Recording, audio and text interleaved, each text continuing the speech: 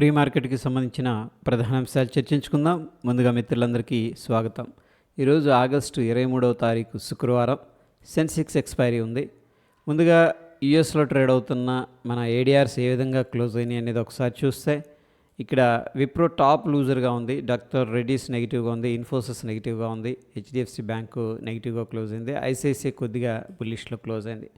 ఓవరాల్గా మనం చూసుకుంటే కొద్దిగా నెగిటివ్ సెంటిమెంట్లో ఏడిఆర్స్ అనేది ఇండికేషన్ అనేది ఇస్తూ ఉన్నాయి. ఇక ఇండియన్ ఇండిసెస్ ఏ విధంగా పర్ఫామ్ చేసినాయి మనం చూసుకున్నట్లయితే ఇక్కడ ఎనర్జీ కానీ మీడియా, ఐటీ, ఫార్మా కొద్దిగా ప్రెషర్లో లోనైనాయి. పిఎస్యు, మెటల్స్, ఎఫ్ఎంసీజీలో కొద్దిగా రికవరీ అనేది కనిపించింది. ఒక 70% ఇండిసెస్ గ్రీన్లో ఉన్నప్పుడు కూడా మనకి అంత స్ట్రెంగ్త్ అయితే అగ్రెసివ్గా కనిపించట్లేదు.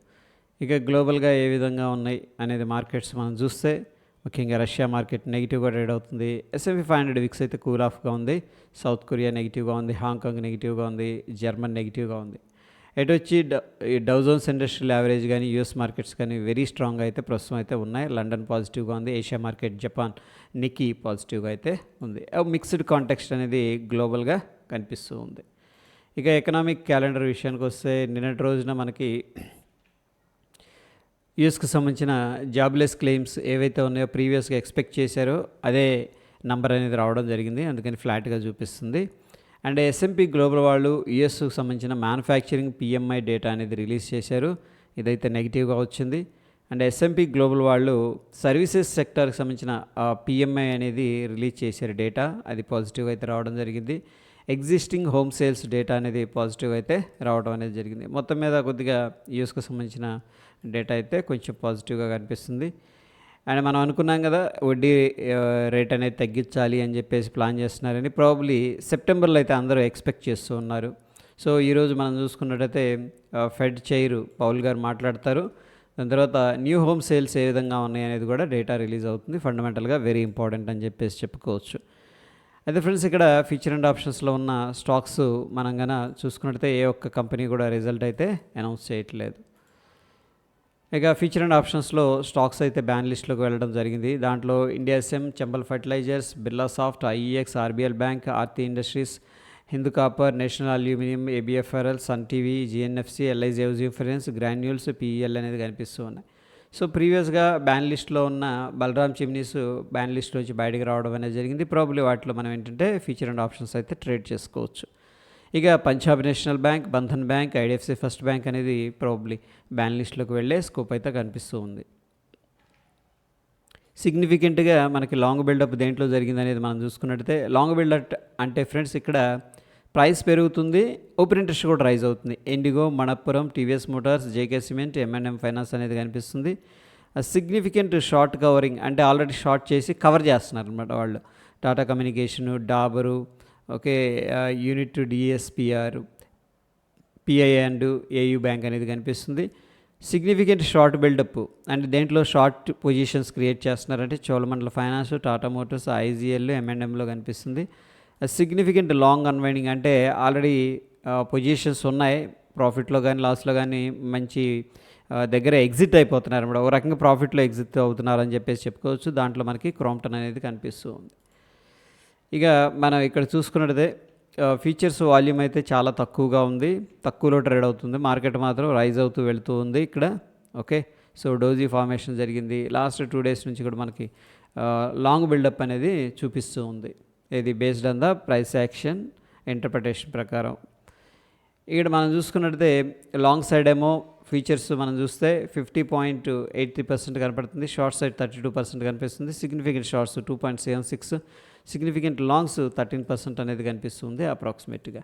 ఇక హీట్ మ్యాప్ అనేది మనం తీసుకున్నట్టయితే గ్రాసిమ్ కానీ టాటా కన్స్యూమర్స్ టాప్ గెయిన్స్గా ఉన్నాయి. టాప్ లూజర్స్లో విప్రో, M&M, టాటా మోటార్స్ అనేది కనిపిస్తూ ఉన్నాయి.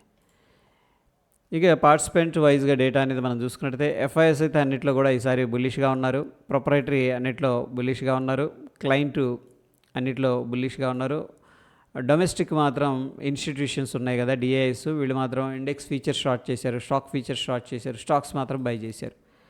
సో చాలామంది పాజిటివ్గా ఉన్నారు. అగైన్ ఇక్కడ మనం చూసుకున్నట్టయితే FIS 1372 కోట్లు క్యాష్ మార్కెట్లో బై చేసినట్టు తెలుస్తుంది. DIIs 2972 కోట్లు క్యాష్ మార్కెట్లో బై చేసినట్టు తెలుస్తూ ఉంది. ఇక ఫ్రెండ్స్ మనకి ఈరోజు సెన్సెక్స్ ఉంది కాబట్టి సెన్సెక్స్ నెంబర్స్ కూడా ఒకసారి చూద్దాం. సో ప్రీవియస్గా R2 ఏదైతే ఉందో 81,154 స్ట్రాంగ్ రెసిస్టెన్స్ లాగా వర్కౌట్ అయింది. అక్కడ 2 టైమ్స్ వచ్చింది కానీ రిజెక్ట్ చేయబడింది.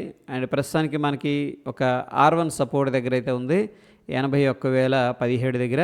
ఆ లెవెల్ కన్నా బ్రేక్అవుట్ అయిందంటే డౌన్ సైడ్ మనం 80,828 అనేది ఇమీడియట్గా ఉన్న సపోర్టు.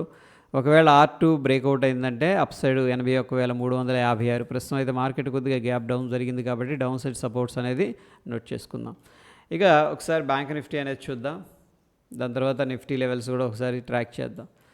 ఇక్కడ మనం చూసుకున్నట్టయితే R2 51,036 అనేది ఇమీడియట్గా ఉన్న రెసిస్టెన్స్, మనకి 50,860 సపోర్టు. దాని తర్వాత 50,597 అంటే రఫ్గా 50,600 అనేది ఇమీడియట్గా ఉన్న మేజర్ సపోర్ట్ బ్యాంక్ నిఫ్టీలో అని చెప్పేసి చెప్పుకోవచ్చు.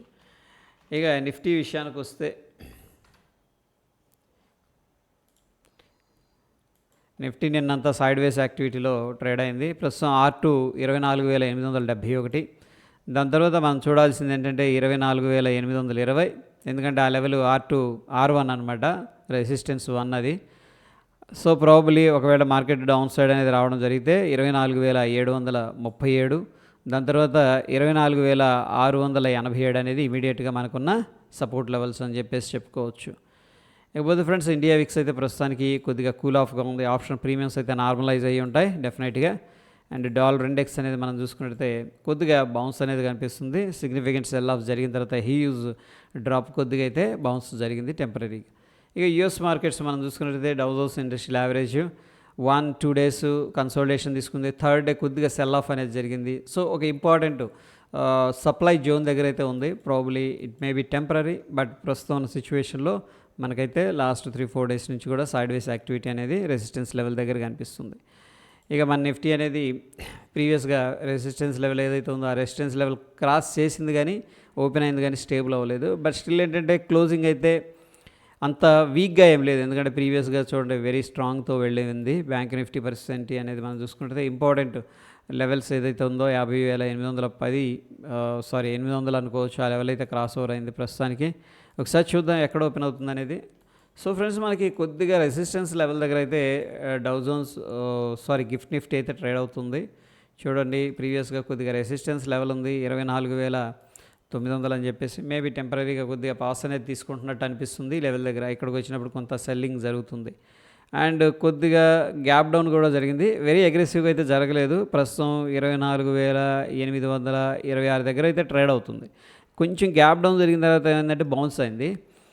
సో దాని తర్వాత మన నిఫ్టీ ఫ్యూచర్ అనేది తీసుకున్నట్లయితే 24,840 దగ్గర అయితే ట్రేడ్ అవుతుంది.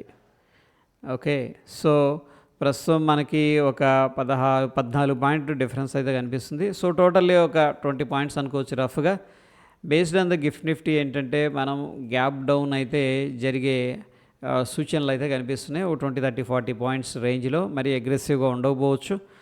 ఇక కొన్ని స్టాక్స్ అయితే మనకి వాచ్ లిస్ట్లో పెట్టాలి. నైకా కానీ, Ambuja cements, Wipro, RailTel corporation, Adani power.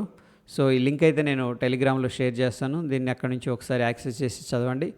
అయితే ఫ్రెండ్స్ ఇక్కడ టెక్నికల్గా సమరీ ఎలా ఉందనేది మనం తీసుకున్నట్లయితే బ్యాంక్ నిఫ్టీ స్ట్రాంగ్ బై అనేది సజెస్ట్ చేస్తుంది based on the oscillator and indicators. Okay, so ఇక్కడ నిఫ్టీ 50 తీసుకున్నా సరే మనకి స్టిల్ ఏంటంటే స్ట్రాంగ్ బై అనేది సజెస్ట్ చేస్తూ ఉంది. సో ఫ్రెండ్స్ మనకి ఓవరాల్గా చూసుకున్నట్లయితే కొద్దిగా ఫ్లాట్ టు బేరిష్ సెంటిమెంట్ అనేది ప్రస్తుతం సిచ్యువేషన్లో కనిపిస్తుంది. గ్లోబల్ మార్కెట్స్ ఏమో మిక్స్డ్గా ఉన్నాయి.